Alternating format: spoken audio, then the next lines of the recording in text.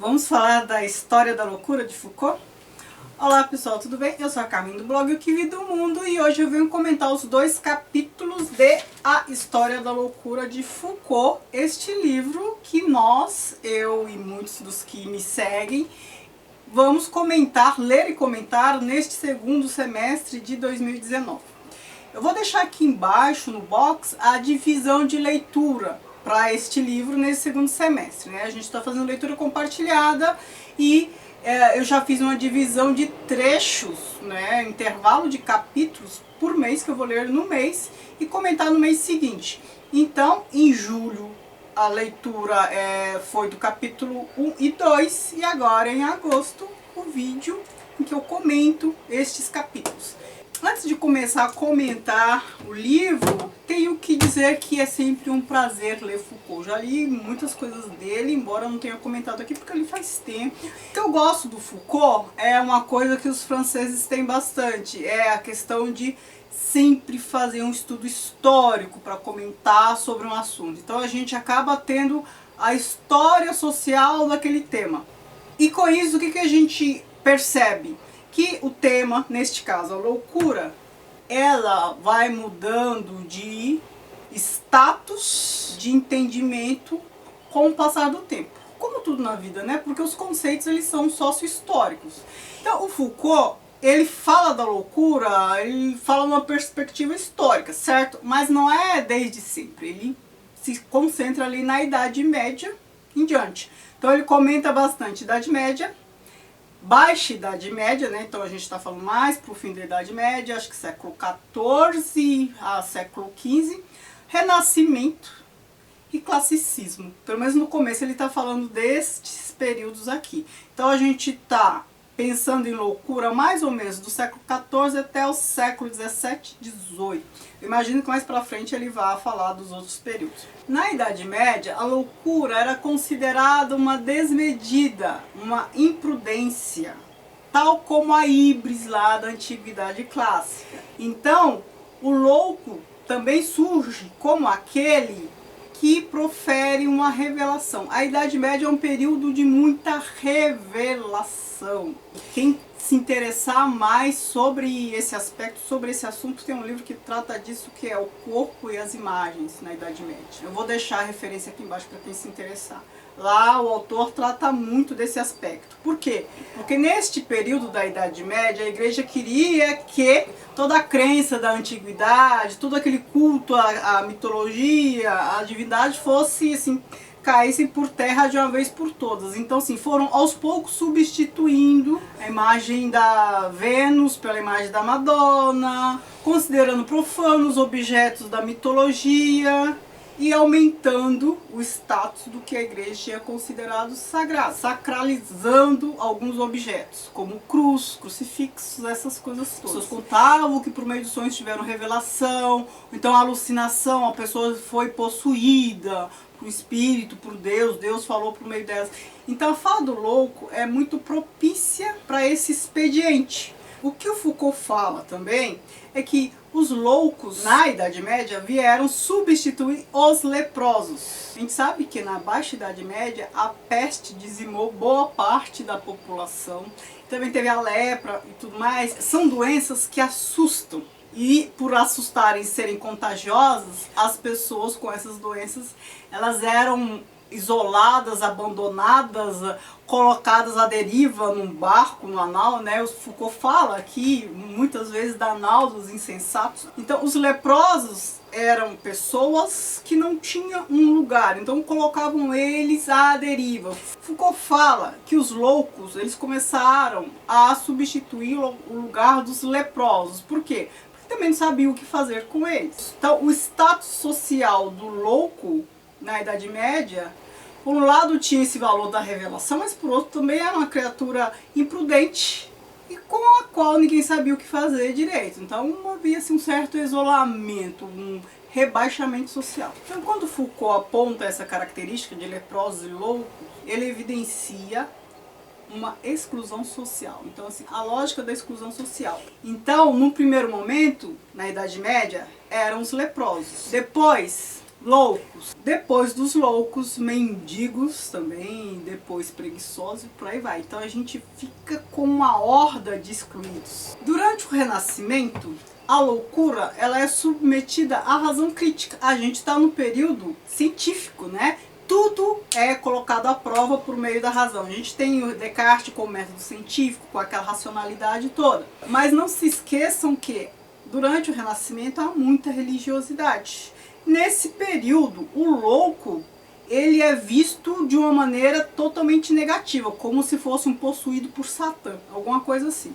Então, como é que fica essa questão da racionalidade, da razão crítica e de Satã? Aí a gente tem uma síntese. Eu falei pra vocês, Renascimento é o quê? Ciência e religiosidade. É claro que a loucura nesse período vai ser vista por este crivo da razão crítica, da cientificidade e da religiosidade. Então, para a razão crítica, a loucura é uma razão incomum. É uma razão outra que não é a razão da maioria. Mas não pense que isso é positivo aqui, hein, no Renascimento. E ao mesmo tempo, já pensando no viés religioso, ela é entendida como uma manifestação satânica. Então a gente tem a loucura neste período como duas faces de uma mesma moeda. Loucura e razão, duas faces de uma mesma moeda. E o Foucault também fala de um aspecto que é caro ao tema deste canal, que é o quê? A loucura na literatura. E quando ele fala de loucura na literatura, ele está falando daquele período ali, século XVI, século XVII, que é o período que ele está tratando aqui. Então ele apresenta algumas obras e caracteriza o tipo de loucura representada pela obra. Então temos loucura pela identificação romanesca, e ele fala de Don Quixote. Loucura da vã presunção, aí ele fala de elogio da loucura de Erasmo de Roterdã. Loucura como justo castigo, aí ele fala de Lady Macbeth, do Shakespeare Macbeth. E ele fala da loucura como paixão desesperada, aí ele fala da Ofélia de Hamlet. Então percebam que a gente está num período em que não havia romance ainda, então, ou melhor, Don Quixote é considerado por muitos o primeiro romance.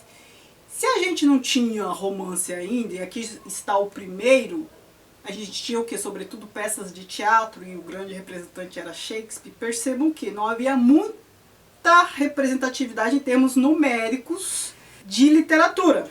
Mas, nos poucos que produziam literatura, a loucura é muito bem representada em obras muito importantes. Para vocês perceberem que naquele período loucura era um tema assim que despontava. Classicismo a gente tem que ter em mente século XVII e século XVIII, mais o começo do século XVIII. O que a gente tem aqui? Aqui é importante dizer que neste período a burguesia ela já tinha uma ascensão social considerável. Social, não econômica, né? É difícil separar essas coisas, mas assim, economicamente a burguesia já despontava há muito tempo, né? Desde a Idade Média. Ela vinha constituindo patrimônio há um tempo já. Então, neste período, já tínhamos burgueses, muita gente endinheirada. Mas a burguesia ainda não dominava a dinâmica social, muito menos a política. A política, como eu já cansei de falar para vocês em vários vídeos, burguesia consegue poder político no século XIX apenas, né? De maneira muito representativa, século XIX, em que, né, revolução toma o poder mesmo, poder instituído, século XIX. Antes disso, ela foi dominando outras áreas. Então, primeiro a economia, relações econômicas, depois o espaço social e depois o político. Então, no classicismo, a gente está num período de domínio social. O que a burguesia faz? É o período em que a burguesia começa a organizar os espaços, começa a ditar regras. É um período em que é criada a dita cultura erudita, então são criadas normas sociais, o que pode, o que não pode, o que é requintado, o que não é.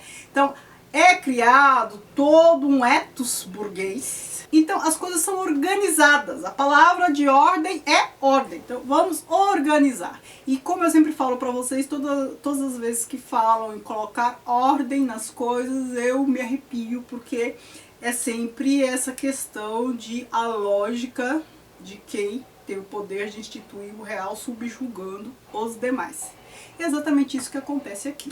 Então é um período que a burguesia começa a organizar tudo que ela acha desarmonioso, tudo que ela não gosta. Aquela situação de o Corcunda de Notre Dame, artistas de rua, a rua muito bagunçada, a burguesia vai ocupando aí os espaços. Então assim, foi criado circo nesse período para quê? Artista de rua tem que ir para circo.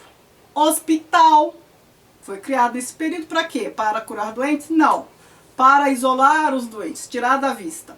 Foi criado o quê? Foram criados zoológicos, jardins, não sei o que, para trazer a natureza. Também tem essa questão do domínio do natural. Organização e domínio. Então trouxe para perto os bichos, jardim botânico, essas coisas todas foram criadas neste período. É um período da organização, entre aspas, né?